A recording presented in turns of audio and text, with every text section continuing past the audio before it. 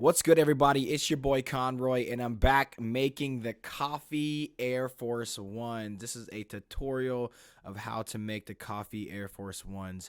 This has been a thing I've been seeing blowing up on TikTok and YouTube, so I figured why not give it a shot myself. So let's get into it. So first things first, you're going to need some Air Force Ones. Now you can get some fresh white ones like these.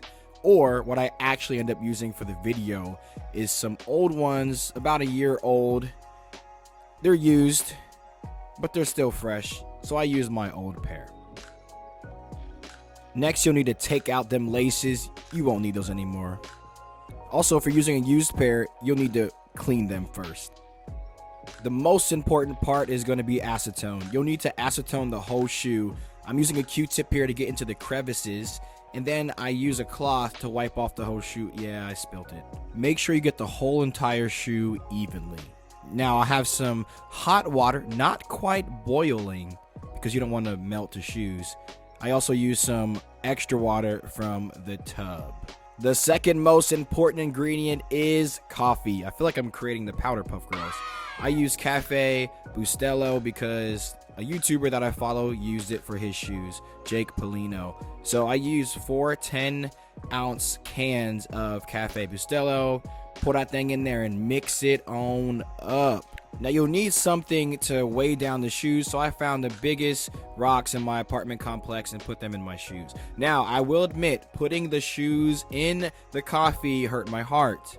My favorite things in life, coffee and shoes mixing together, wasn't okay. But at this point, I was too deep in. Now, go do whatever you need. Set them in there for 2 hours. I took a nap, woke up, and took them Jones out, and look at them. They are brown, coffee brown. It worked. I was so surprised. However, because I didn't acetone evenly, I had to put them back in for another 2 hours to try to get an even coat, which was okay because I had stuff to do. After that, you got to wash some things out. Now, you will be washing for a very long time because there's coffee and white.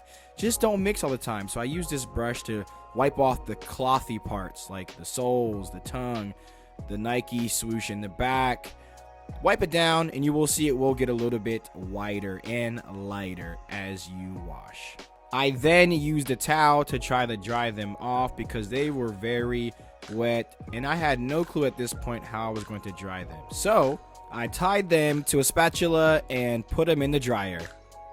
Once they were dry, I realized I needed to make the holes bigger in order to use the rope laces. So I heated up one of my tools. I think this is like a tweezer tool. I use it for nails sometimes. And started to make the holes bigger. Now this did take me a lot longer than I thought. I had to use a lot of force and I thought I was going to rip the shoes multiple times and burn my house down. However, the holes did get bigger and it was for sure worth it.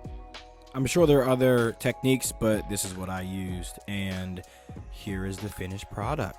Bigger holes. Now after that, you'll need rope laces, which I bought at Joann's, and you'll also need some painter's tape if you want to get the laces through the holes. So the painter's tape kind of helps the laces get through the holes. So after you use the painter's tape, you start to lace them Jones up. It begins to look really, really cool as you lace them up. I actually enjoyed this process. Here's what they look like. This is the finished product. Now, if you want the laces to stay, you'll need to purchase that black thing there. It's called heat shrink tubing. You heat it up and it kind of shrinks to the laces. That way the laces will stay still. I also burned the edges because I thought that kind of looked cool. Okay, it was an accident. Now, this is what they look like completely finished. I had so much fun making these, and I think I did a pretty good job. Let me know in the comments how I did. You know the spiel. Like, comment, subscribe, and until next time, peace.